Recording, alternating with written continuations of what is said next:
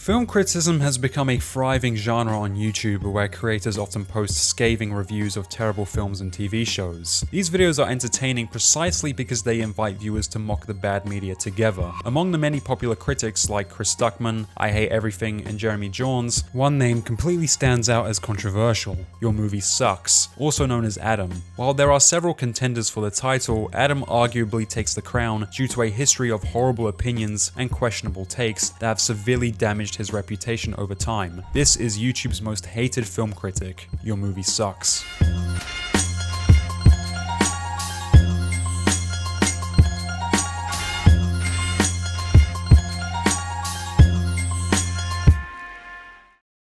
Adam Johnston, known as Your Movie Sucks, was born April 14th, 1991 and was raised in Edmonton, Alberta in Canada. Adam was raised in a Lutheran Christian household, with much of his time spent in Bible camps during his childhood. When I was really young, I was religious because I was brought up Lutheran Christian and went to like Bible camps and all that stuff, but mostly just because of my parents. Adam didn't have the best experience during elementary school, as he claimed he was bullied, yet has never specified what for. Growing up, Adam had a deep passion for music, first learning to play instruments at the age of 6, and as he grew older, joined a band and learned to play 7 instruments overall. Yet after, the band he was initially in eventually ditched him. At the age of 13, Adam figured out his sexuality of being homosexual, and due to being raised religious, was so deeply ashamed of it, he resolved to take his own life if anyone found out. Before Adam figured out he was gay, he had already discovered he was a furry. A furry being someone who's attracted to anthropomorphic animals, essentially being animals with human characteristics, specifically wolves, foxes, dogs, and other furry animals. Hey guys, it's Kluster. Big shout out to today's sponsor, Private Internet Access, better known as PIA. If you've never used a VPN before, think of it as a digital shield. It hides your IP address, encrypts your data, and keeps your online activity safe from hackers, trackers, and even your internet provider. I first started using PIA when I was making a video on online safety, and I've stuck with it ever since. It's fast, dependable, and has saved me countless times, especially when traveling while trying to gain access to sites that are blocked in certain regions. One click, and I'm back online without missing a beat. Streaming is where PIA really proves its worth. For example, The Office isn't available on UK Netflix, but with PIA, I just connect to a US server, and suddenly I'm watching it as if I was in Scranton. Streaming without PIA is like walking into a huge library, but only being allowed to read one shelf. With PIA, the whole library opens up. Right now, you can grab PIA for 83% off just using my link. That's just $2.03 a month, plus 4 extra months completely free. Head to pia.com/cluster to claim the deal. Link is in the description and pinned comment. Consequently, during his teenage years, Adam suffered heavily from depression and became heavily addicted to drugs. It was really f***ed up having a sex drive before having an outlet. I didn't even know what I was attracted to for the longest time. I had realized I was into anthro stuff before I had realized I was gay. It was much easier to publicly admit to being gay than it was to being a furry though. For a long time, I had promised myself that I'd commit suicide as soon as anyone ever found out. I had repressed that part of myself for 2 years, lost a lot of weight, got addicted to pills and cocaine,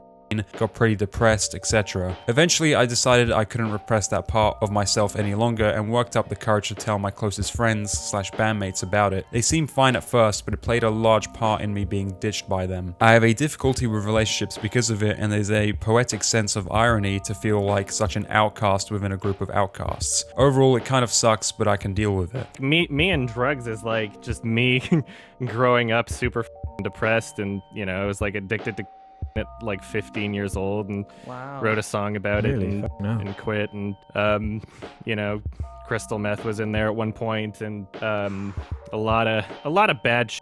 After a period of depression and drug abuse, Adam accepted himself and became open about his sexuality. Whilst in high school, Adam dropped out before Christmas in the 11th grade, the reason being his lack of interest in the school curriculum, spending his time often sleeping in classes or attending late. He instead made the decision to take condensed courses. I did all of grade 10, and then I dropped out before Christmas in grade 11. Mostly, I don't know, I just wasn't interested in a lot of what I was what I was experiencing. I would just be like sleeping through classes or being late anyway. And I was like, Well, the initial goal wasn't like, oh yeah, school, I'm going to be smarter without it. It was just like, I'm going to take condensed courses where my time is more valuable and do the same thing in less time because there are other options you can take to do that. Growing up, not only was Adam deeply invested in music, but also for watching movies, describing how during his childhood he would constantly rent movies at video stores, specifically slasher horrors at the age of 13. Before Adam left high school, he created a YouTube channel named Dark Ocean Films, where he uploaded, like every first-time filmmaker, crappy short films he made with his acting friends. Ultimately, Adam abandoned the channel and created a vlogging channel instead in September 2006. Is it recording now? Yeah, it's recording. Just say what you want. Okay, everybody, this is Mitch. He's Hey. part of the musical, the Christmas Carol musical. Oh my goodness, I can sing, I know. November 2007, Adam next created his music channel called An Unkindness, a music channel where he wrote and produced his very own indie music. Due to Adam's passion for film, it made him the go-to source among his friends for movie recommendations. As a result of his reputation, Adam came to the decision to create another YouTube channel on June 2nd, 2010 titled YourMovieSucks, where he uploaded either in-depth or short reviews on newly released films. A large inspiration for Adam to start making movie reviews came from the channel Red Letter Media on the website blip.tv. This awesome YouTube channel that wasn't even on YouTube at the time. They just had a website and they were using blip.tv, if you remember Blip. Same thing Nostalgia Critic was using. They're a production company called Red Letter Media. They created this character called Mr. Plinkett, and they made these really, really long and really in-depth reviews of science fiction movies. So they started with a bunch of the Star Trek ones, and I absolutely loved them because it was comedic.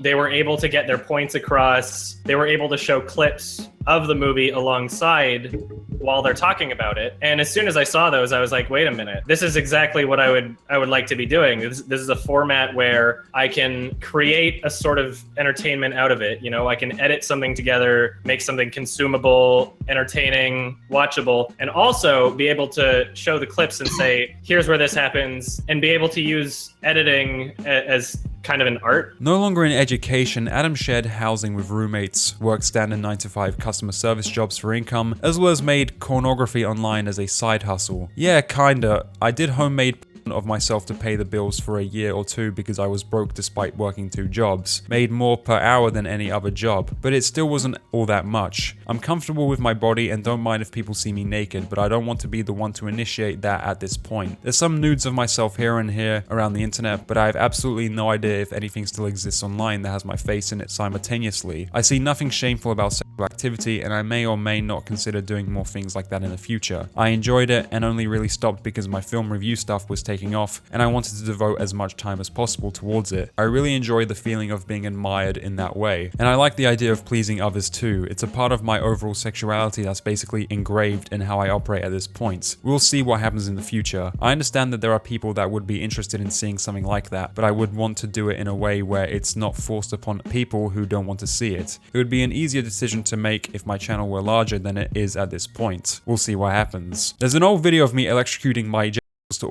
out there somewhere, but no face in the video, I don't know. And pursued YouTube as a hobby while striving to take music seriously, with the hope of one day making a living from it. As Adam continued to upload more content onto YouTube, the YMS channel slowly began to gain traction. With the channel doing well, Adam decided to take YouTube seriously and made it a goal to make his passion into a full-time job. You know, I'm slowly working towards my goal of having my creations pay for themselves via passive income. So I want to be able to do film reviews full time, because I spent 8 hours today editing and I only got 2 minutes of actual review done, because that's how long it takes. As a result, Adam chose to put as much time as he could into YouTube by always working, going to lengths such as creating another YouTube channel, instead focusing on gaming titled Adam Plays. Yo, what's up guys? I feel like absolute garbage and I have a cold, but in my time off between my reviews, I sometimes play video games, so I figure if I'm gonna play video games anyway, I might as well just be recording it and, you know, saying stupid shit. So So I made a Let's Play channel. You should check it out. It's right there. To dedicate himself entirely to the platform, as his retail job was heavily impacting his goals, August 2013, Adam decided to create his own Patreon, offering his subscribers extra content as he required extra financing to be able to pay for his regular expenses. When I actually get back from work at the end of the day, it's so physically and mentally draining that all I can do is just watch YouTube. Like I need something to be transmitted to me. I can't put my efforts into something. For many of my reviews, I've had to actually book off the time from work in advance just to actually get done. I have so many ambitious things that I want to do, but right now my current schedule doesn't support it, and it's so frustrating knowing that the only reason that I'm not gaining more momentum on YouTube is because I'm unable to release more frequently. I want to be able to create, and I don't feel happy unless I'm creating something. And life's not worth living if I'm not creating something. After the creation of the Patreon, subscribers of Adam donated, allowing him to properly be able to pursue YouTube full time and quit his job. Now that Adam was on the grind, his upload schedule became consistent. As a result, the quality of his videos began to improve with each new upload. This pushed Adam's channel in subscribers, as well as made him an established creator in the YouTube movie critic community. That I've been able to make these reviews as my full-time job for over a year now, and as many of you have already noticed, not only have I been able to release these videos much more frequently, but the videos themselves have gotten better as well. I don't know if you saw my upload frequency before I was able to do this full-time, but it was not that great. As most film critics on YouTube, it is inevitable to face backlash from audiences if your opinion goes against the popular. Throughout Adam's YouTube career, this has happened countless times, although to much worse extremes. I've had 2 community guideline strikes from people just mass flagging videos, and that was those were for the second Hunger Games movie, so very mature fan base, and the second Hobbit movie. I pissed off, and I gave the Hobbit movie, second Hobbit movie, like a 6 or a 7. It was a positive review. Backlash that has gone as far as to Adam receiving threats of violence for his opinions on films. Adam saying Joyland doesn't justify its runtime is killing me. It's 2 hours long and filled to the brim with subtext that you can only get on a rewatch. There isn't a second wasted in the screenplay. I'm going insane. I'm literally feeling bloodlust. I need his head on a Another day of unhinged Twitter stalkers publicly calling for my death because I shared an experience with art that differed from their own. Adam has not only drawn backlash from fans of the media he critiques, but also clashed with film directors themselves. Michael Goy, the director of Megan is Missing, this one's probably the best one. Oh yeah. He saw my review, and I mentioned in my review, like he very clearly has like Google alerts on or something. Like he's commented on like every single mention of his movie on the internet at that point anyway, and he left these comments under my reviews like, oh yeah, well haters make me famous, like basically, like I'm paraphrasing, just like, oh, more people are watching it on Netflix now, you just don't get it. And then when he realized that like nobody in the comments section was defending him and that people were just like calling him out, he was like, oh well, maybe if this were the real Michael Goy, then you'd be smart, but you're stupid, I'm actually a troll. And he pretended not to be him, and then I responded to his comment like, hey, if you click on your profile, you can see a trailer for your film uploaded like years before it was released. So way to go on the long con here. No. You're like 5-year troll. Among those who reacted to Adam was Derek Savage, a director notorious in the YouTube film critic scene. Derek Savage has a history of responding to YouTubers who criticize his films, and the controversy surrounding him ended up amplifying Adam's channel. In 2015, Adam stumbled upon a Facebook post of Derek Savage promoting his new film Cool Cat Saves the Kids. Cool Cat Saves the Kids is an independent children's film intended as an anti-bullying and gun safety movie featuring the mascot character Cool Cat. Adam released a 2-part review of the film, satirically criticizing its awful anti-bullying and gun safety messaging, as well as its laughably bad acting and storyline. Following Adam's own review, the movie quickly turned into a widespread meme with the YouTube film critic community. Adam's review caused other creators to make videos on the film, laughing at how bad it was. Adam's videos on the film gained a large amount of traction, boosting his channel in views and subscribers, even gaining the attention of Derek Savage, who was not pleased with the community's response. I Hate Everything, or Alex, is a film critic on YouTube and uploaded a review on Cool Cat that gained a large amount of popularity. However, the video was ultimately taken down for copyright by Derek Savage himself. After Alex announced it was Derek Savage who took down the video, his subscribers confronted Derek on Twitter, arguing that Alex's video fell under fair use. Fair use meaning you can use someone else's copyrighted material without permission in certain situations situations like commentary, criticism, news reporting, teaching, or parody. Derek, however, did not agree and proceeded to have a complete meltdown. I took some screenshots because he deleted them after I called him out on it because I made this picture. Because punks like that hurting the film, which I'm not, which hurts a part 2 film, and no, it's not for use. Don't let them lie to you. This is Cool Cat loves you, Cool Cat. If that troll punk ever does anything Cool Cat related again, then I can legally have his entire YouTube channel deleted. Tragically, Alex was not the only channel whose videos were taken down for copyright, as several other channels suffered the same fate. Derek had even sent these YouTubers emails threatening to have their channels taken down. My attorneys told me to forward every harassing and offensive comment to YouTube, which I've been doing, so we can build the case to have you completely shut down. I also see that you have copyright infringed numerous other films, and I know a lot of producers in Hollywood, so I'll be sharing with them on how to file a copyright claim against you and your YouTube channel. I'm advising that you better delete anything and everything that references me and or Cool Cat, and tell your hateful followers that they better never contact me again. Adam got involved by having back and forth emails with Derek, arguing that YouTubers making videos on Cool Cat Saves the Kids was fair use, urging him to retract his copyright claims. Derek did not comply and instead made a video himself defending his actions. Last week, I took down several videos that were copyright infringing against my content, and I've got a little heat for doing it. There is so many lies and just misinformation on the internet about copyright infringement and fair use. So I want to make this video to show you the difference between the two right there. You got pumped up, you got deceived, and you got slapped, and really, you got treated like a little punk. 3 days after Derek made his video, Adam uploaded a response to Derek's video going over each point Derek made, correcting him on copyright law. Following Adam's video, he reached out to Derek on Twitter asking if he saw his video, to which Adam was instead met by a block from Derek. It's obvious that you don't approve of the video I posted, but could you please try to explain what I did wrong? You were literally spreading misinformation about the law in ways that would negatively impact my business, so I was forced to make a public video in order to correct any misinformation that would have spread from yours.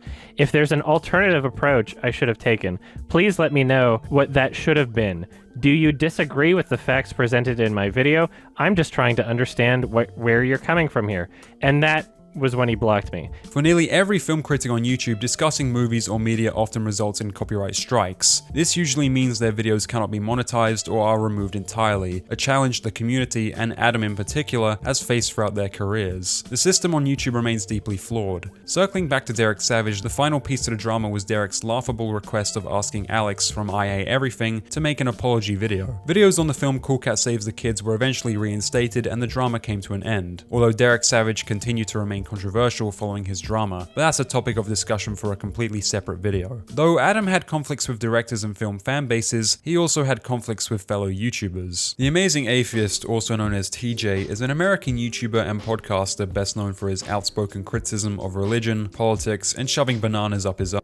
He rose to prominence in the 2010s with his controversial commentary. Adam was a fan of TJ in the early years of YouTube. If we view Adam's old content on his vlog channel, a video can be found of him asking TJ a question for his next Q&A. Hi TJ, when are you going to have a list of content creators for your new website?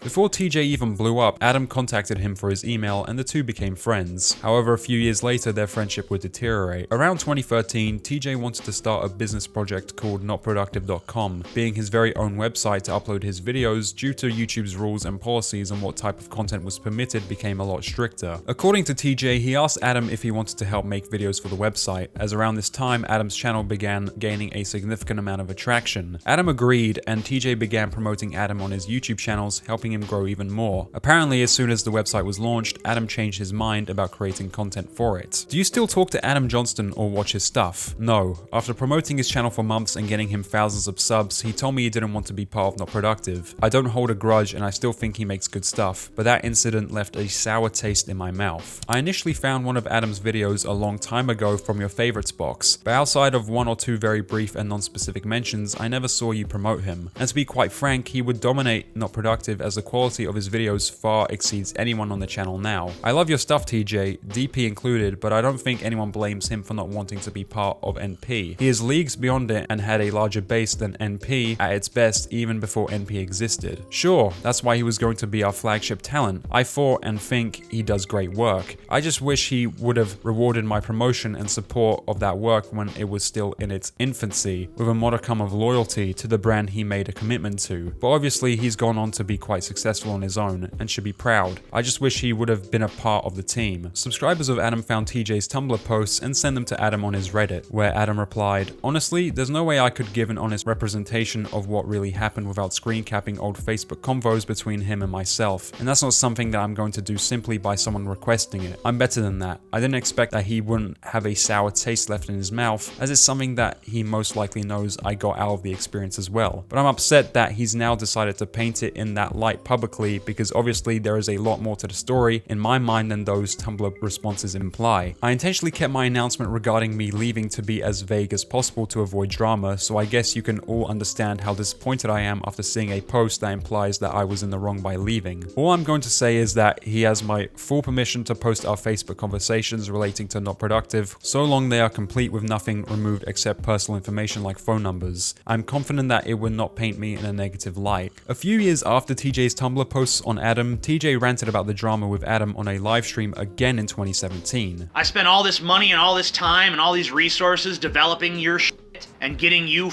popular enough to where you can be the flagship on this site, and then as soon as it's all ready to go, you're like, nah, it. My fault too for not having a contract with the guy, but him. I gotta go through all kinds of bullshit trying to make you into something, only for you to spit in my face and be like, I'm gonna go do my own thing. Him.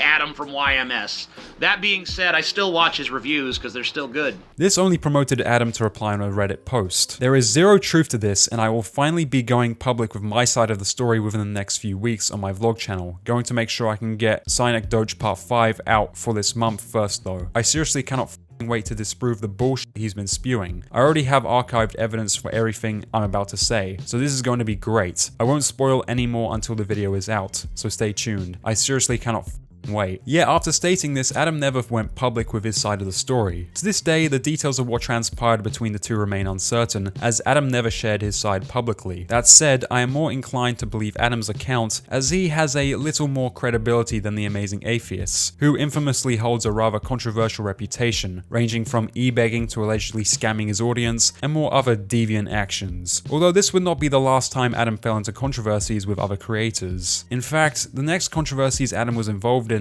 led to his own fanbase turning against him, as his reputation of being a respectful figure in the movie critic community began to slowly crumble, due to his takes becoming increasingly unpopular. In March 2022, Adam uploaded a video reviewing the films he watched at Sundance Film Festival that year. Adam received backlash from his fanbase for this review, the reason being he had negatively reviewed the festival's short films and other productions when he didn't even bother to finish them. And it was so bad I couldn't finish it. The show had absolutely terrible production quality, much worse than the Eric Andre or Ali G show. This is a movie that I probably would have finished if I were in a real theater or if I wasn't trying to watch a billion other movies at the festival. But since the festival was done virtually and I didn't really want to waste my time, I wound up skipping through it after about 45 minutes. Adam read all the backlash and argued with the subscribers in the comments. There are other annoying people who show up in this conversation wherever it takes place, saying things like, the only possible way he could dislike this film is if he hadn't finished it. I like to address how nonsensical that is. Your personal taste in movies is not an objective measurement for all others to follow. Please grow up and realize that other people with different brains exist. If the quality and pacing of a film picks up at the end, then great, but it's up to the first half of the film to get us there. Skipping through the second half of a film does not equate to there is no chance that there is anything at the end that is worth watching in any way. That's why I skip through it instead of shutting it off. Most often than not, it turns out exactly how I thought it would. Other times there's something interesting or unexpected, so I watch through a bit more of it. Either way, they don't make it on my yearly list, and they're a waste of time to fully commit to during festivals where I'm trying to watch 30 movies in a short span of time. I want to experience movies that are interesting to me, not you. The fact that anyone seriously thinks they have the authority to determine what shouldn't interest me is legitimately insane. Next time someone says they don't like pickles, I'll tell them they can't say that unless they finish the whole jar, just in case one of pickles near the bottom was secretly injected with the flavor of creme fraiche. Bob Shipman, better known as Movie Bob, is another YouTube critic that has been on the site as long as Adam. Bob learned of Adam's take about not finishing films and publicly disagreed with his opinion, causing the two to argue. On Adam's Reddit, he had arguments with his fanbase as they were against his takes and instead sided with Bob. Bob is right and YMS is wrong here. You can't gain a full understanding and provide proper criticism of a film unless you finish it. You're missing the full vision. Most films lead up to their third act for a reason. I personally didn't care at all for the first 2 acts of One Cut of the Dead, but I hadn't turned it off. I would have missed the third act, which made me love the film 10 times over. Edit, Adam perma banned me for this comment. I don't ban many people. You willfully misrepresented my position. I literally never claimed I could get the full experience of the film by watching part of it, and this has been explained to death over the past 48 hours. You're either intentionally stroking flames, or you're so stupid that I'd rather not see your posts. Seeing that you're an MCJ poster, I assume the former. Also, come on, you've decided to whine about this by cross-posting here instead of messaging the mods for an appeal? If this were Twitter, I would mute instead of ban. As far as I know, there is no such option on Reddit. Create a new account if you want to participate and quit pretending as though this is any kind of big deal at all. Looking forward to the Concern Troll Brigade. I apologize for the initial ban, but because of how you handled it, it will stay permanent. Afterward, Adam had a close to 5-hour debate on his stream, as well as uploaded a video titled I'm Done, where he had a breakdown over the controversy, doubling down on his opinion. So yeah, regardless of how much of this criticism is genuine, regardless of how much of it is coming from my audience, or if it's just people from,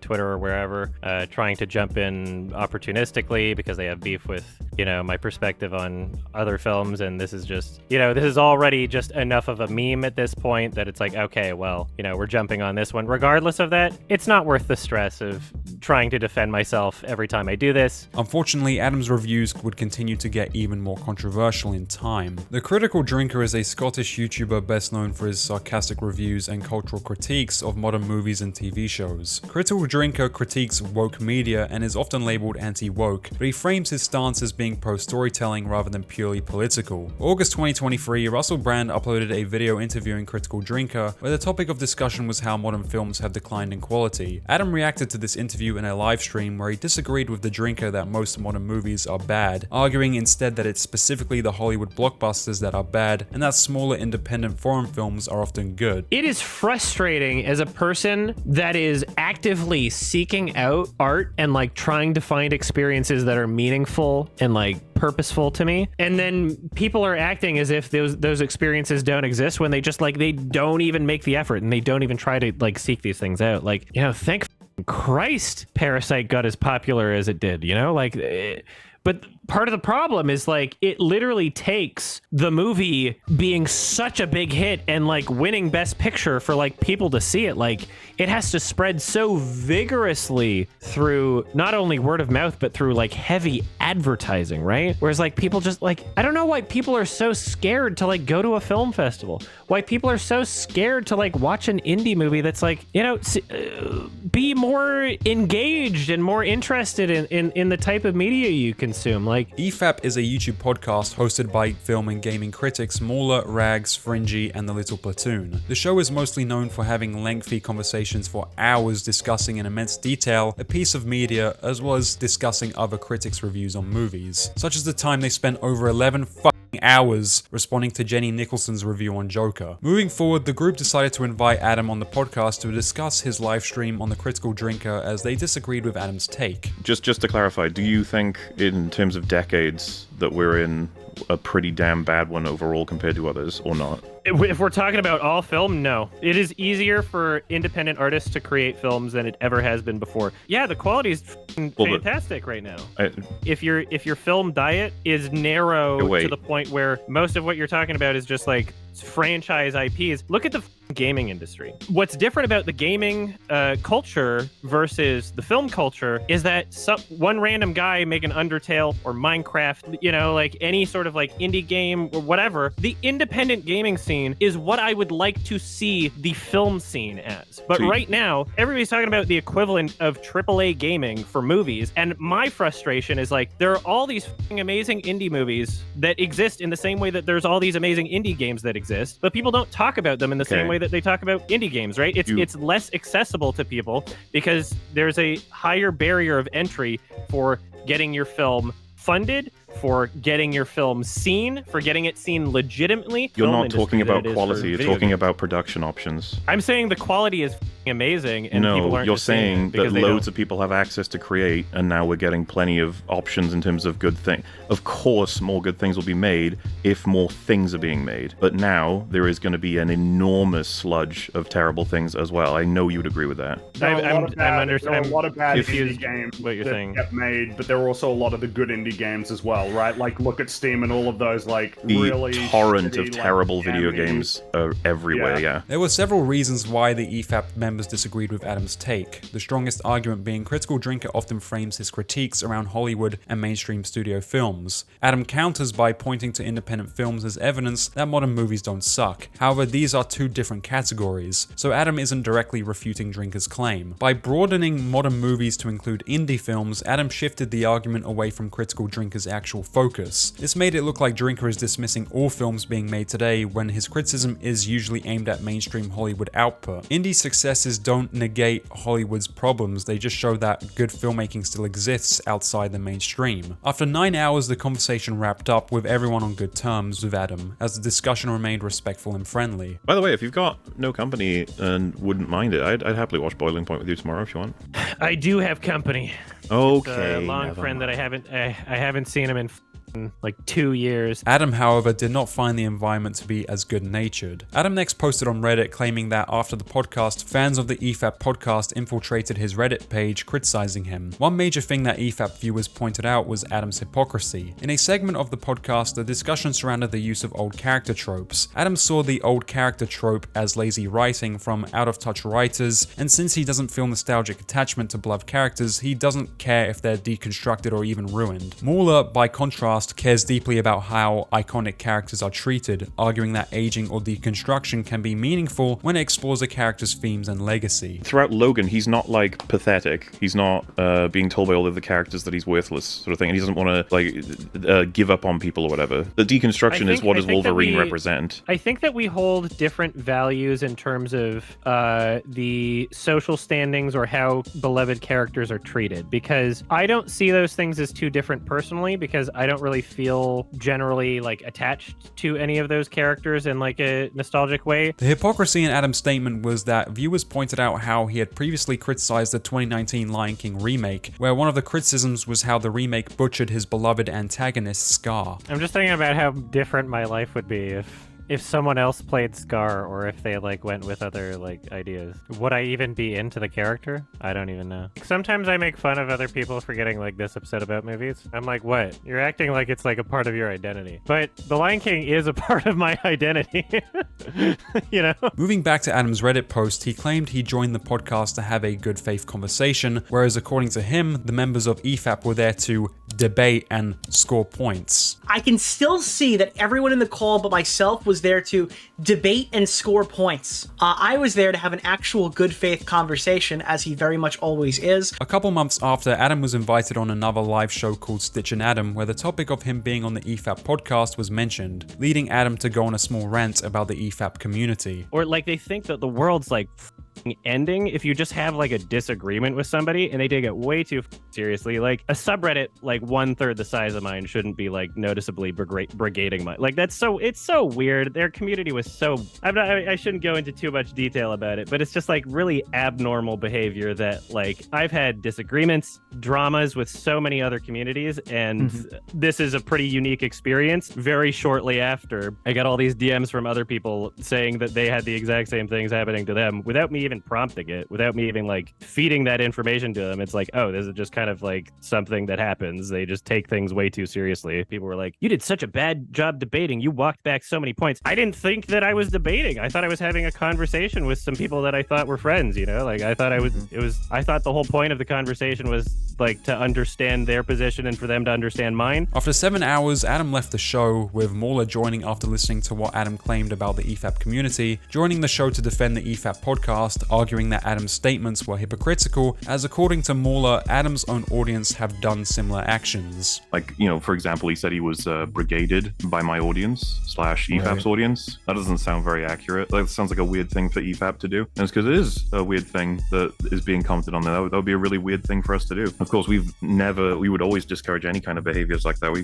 We hate it online, anything like that. He did mention someone commenting a little bit too much or something, but I mean, it didn't seem like stuff none of us are completely used to, and it's kind of like happens all the time. Well, so I was already under the impression that this was sort of expected. I was surprised to hear he was so blown away by it when his audience he knows this, have treated like everything to do with EFAP pretty horribly since the moment he even made a connection. And that's the thing, I've never wanted or asked any clarification on that from him, or even I don't expect him to police it. As someone who follows YMS, Mauler's channels Critical Drinker, and here, it's kind of baffling about how YMS just seems to be ignoring the criticism and hand-waving away all the criticism that's saying the same thing. I appreciate his views on movies, but his vid on Drinker missed so many marks, and that he continues to double down on things while trying to dodge and deflect, it is just a shame. For a while, this would be the last time Adam faced controversy involving his opinions of films and other media. Instead, the next controversy surrounding Adam transitioned from his opinions on film to his opinions on the morals and ethics of certain subjects. Ever since the dawn of his YouTube career, Adam has been open about the fact that he is a furry and that he is attracted to anthropomorphic lions. Yeah, I'm a furry. Deal with it. I don't have a fursuit. I'm not an overweight, unemployed computer technician. You can look at this a couple of ways. You can say that this changes your perspective of me, or you could say that this changes your perspective of furries. But here's a little something to help you out just in case you're confused. Would bang, would not bang, would bang, would not bang, would bang, would not bang, would bang, would not bang, would bang, would not bang, would bang, would not bang. Adam has also previously stated attending furry conventions, including the infamous Rainforest 2015. Rainforest 2015 was the final year of the furry convention Rainforest held in Seattle, Washington. It became infamous due to widespread misconduct, hotel damage, and organizational failures that ultimately led to the convention being permanently shut down. To be more specific, multiple assaults were reported, a flood starting due to someone loosening toilet bolts, 2,000 nitrous oxide canisters being found, and allegedly used diapers being left on people's cars. As previously mentioned, Adam attended Rainforest 2015 and claimed that he did not experience what was reported in news outlets, saying the event was not as controversial as people had claimed it to be. What people don't realize is that like a lot of the shit that people think the convention got banned for is not what it actually got banned for. Half of the shit that appeared online, the like, ooh, people were leaving diapers in the stairwells and diapers on cars and shit, like that didn't actually happen, and it was just one guy. That was not a thing. It was literally, you can trace it back to one Twitter account that goes to different conventions and then takes photos of things that they do, and they'll get their friend to like pose for a picture and be like, someone's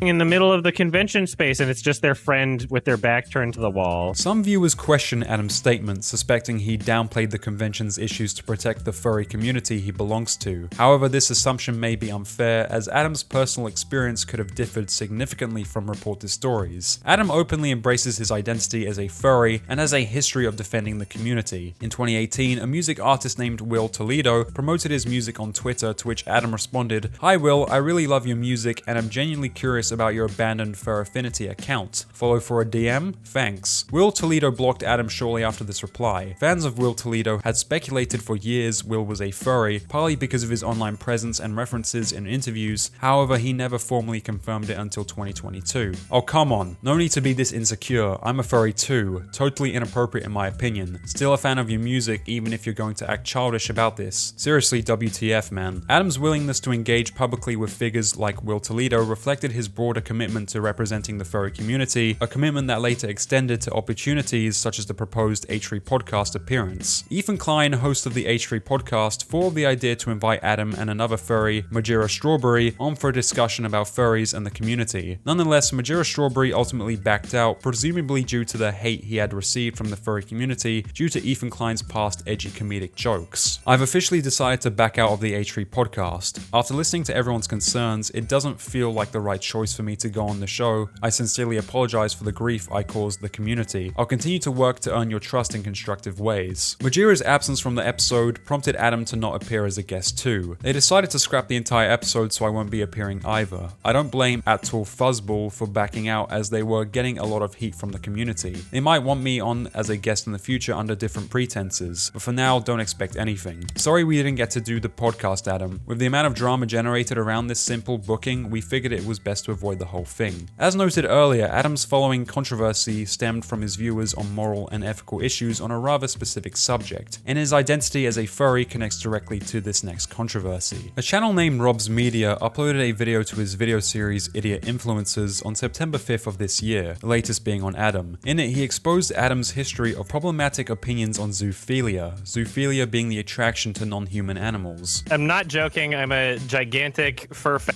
I go to the conventions. So's Andrew. I'm to furry or whatever. Okay. And so just the fact that Really? I can't even get a without thinking of half animal, half human cartoon, that's pretty weird on its own. So I mean, is this a joke or are you? It's not a joke. Like, I know that my sarcastic voice sounds exactly like my serious voice. Rob exposed Adam's horrible takes on live streams and past comments made by him on zoophilia. If a state has animal abuse laws but not zoophilia abuse laws, that means that if they have sex with an animal and it is determined that they were abusing the animal or not, if they forced the animal and the animal didn't like it, then they would determine that the animal was being abused. The reason why zoophilia and laws exist is because people would be in court over having sex with an animal and no one would be able to determine whether or not the animal was actually abused, which I don't think you should go to jail if there's no evidence whatsoever that the animal was being abused. Because if the animal wasn't abused, then you're not really helping anybody. You're just putting somebody in jail because you don't like them, because you think that what they're doing is gross and you don't understand them. This was a completely deplorable take from Adam. Animals cannot give informed consent in the way humans understand it, as consent requires the ability to understand,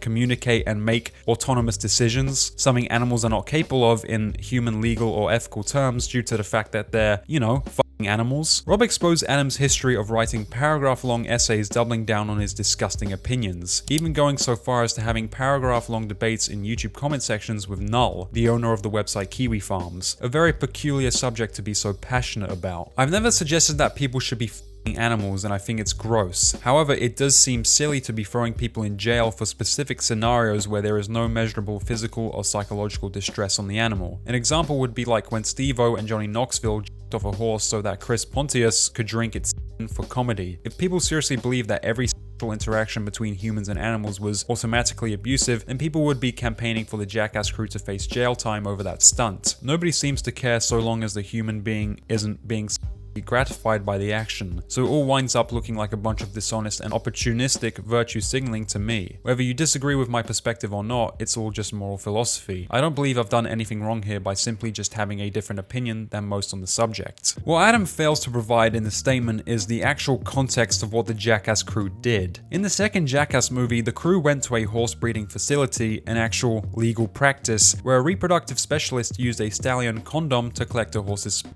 Then in the next scene, Chris Pontius drinks it. It was a stunt that Chris did not gain any satisfaction doing, but was used as shock entertainment for audiences. The horse was also not abused. Interestingly, Adam states in this paragraph that he's never suggested having sex with animals and believes it is a disgusting act, yet he continues to spend his time defending people who engage in it. Adam next makes the statement that farming and eating animals is just as immoral as having sex with them. You go to some of those like Twitter threads of the ones being like, you must never forget that this man said that people shouldn't go to jail for having sex with animals, and then they leave out the part where I said, well, only if it's if there's literally no measurable harm or distress placed on the animal, which would make it literally less harmful than the entire farming industry, the entire breeding industry, right? Things that people are already okay with. But no, of course, you don't apply that same logic to people in those industries. Eating animals and animal farming, while controversial in some ethical circles, are legal, regulated, and deeply embedded in human culture. Killing for food is tied to nutrition, tradition, or survival.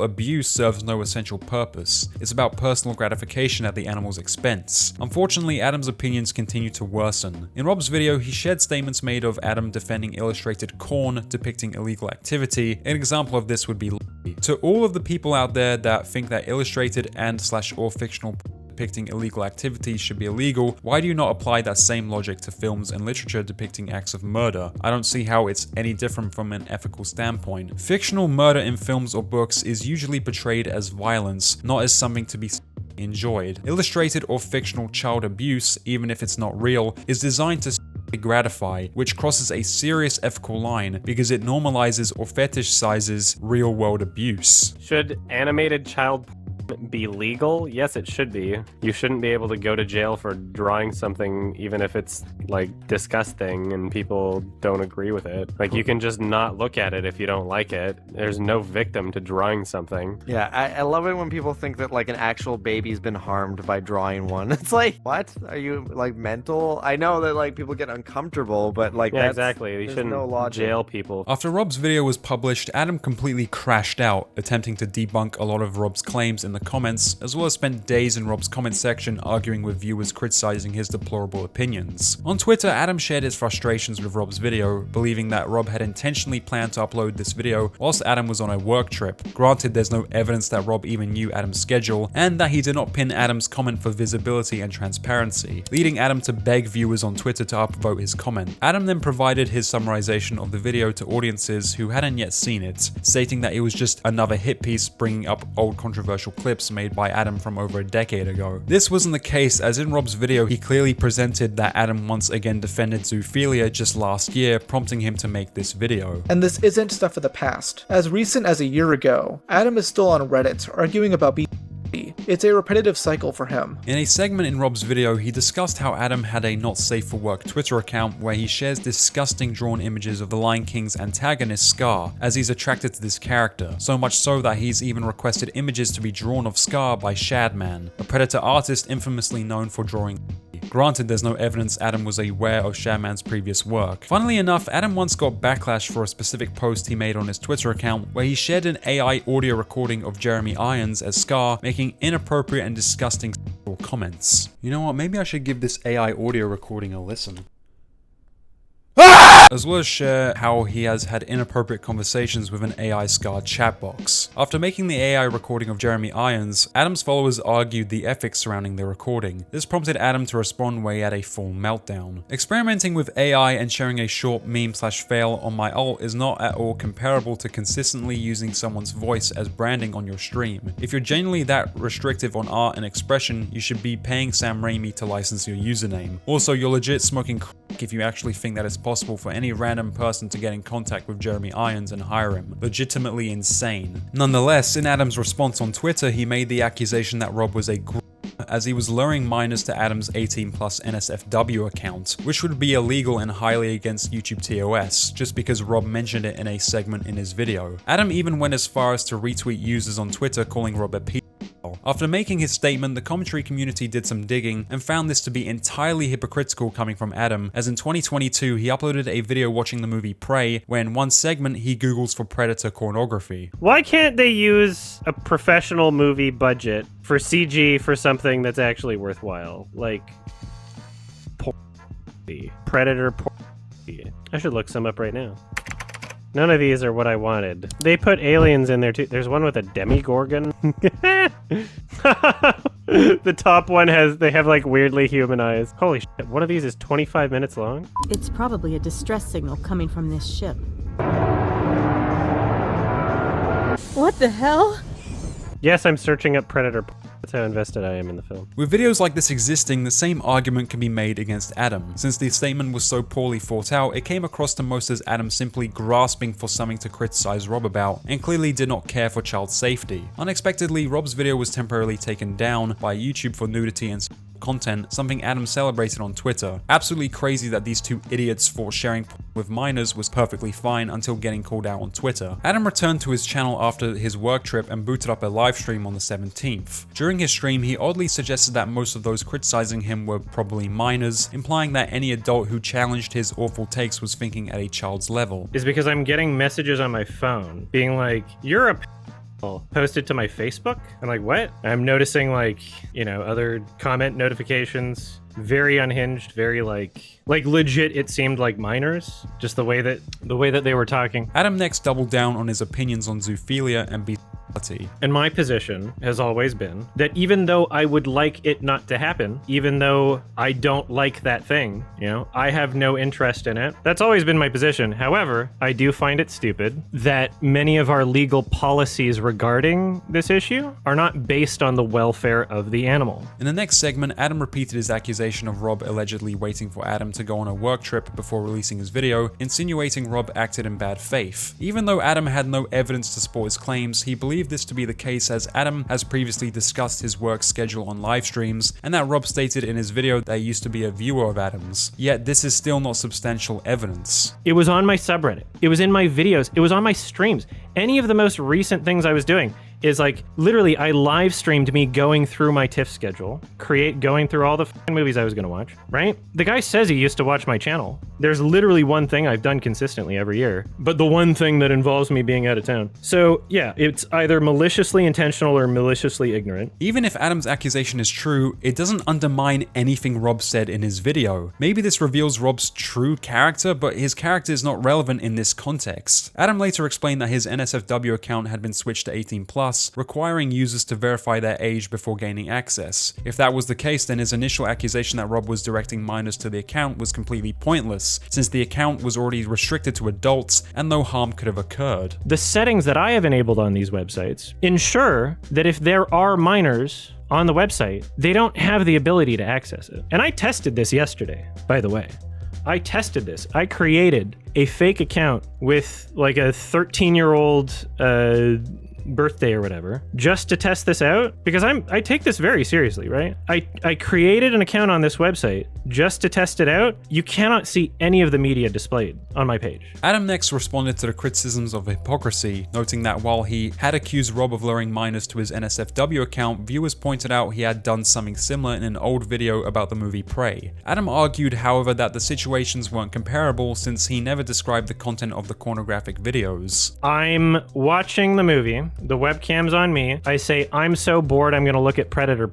I don't describe any of it. It's not on screen, right? And then one of my editors, who made this edited version of the video, decided, okay, we're gonna make this into a little joke. They put the words E621, which is not a specific page that leads to these images, right? This is just a vague, this is like saying, oh, Pornhub exists, right? I don't even know if the images there were like from E621. I didn't describe any of these images beyond saying, oh, a Demigorgon's in one, haha, that's funny.